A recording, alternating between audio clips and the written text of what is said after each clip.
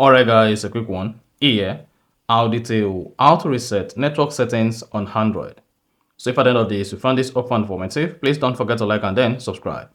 Now, the first thing you want to do is go ahead and open the settings app on your Android phone. On the settings, scroll down, locate and click on General Management. Now scroll down General Management, click on Reset. Now scroll down Reset, locate and click on Reset Mobile Network Settings.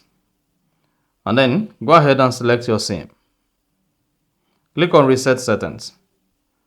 Type in your phone passcode or password, click on Continue. A spot that says Reset Mobile Network Settings. Go ahead and click on Reset. And then you should say Network Settings Reset. And then you are good. So that's exactly how to reset network settings on Android. If you found this offer informative, please don't forget to like and then subscribe.